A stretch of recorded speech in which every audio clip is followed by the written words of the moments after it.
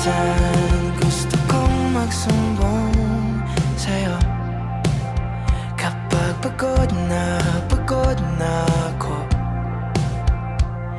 Tama pa bang init na yakap mo ang hinahanap ko? Minsan gusto ko tumawag sa'yo para lang marinig ko ang boses mo. Mali na ba kapag nakangiti ako?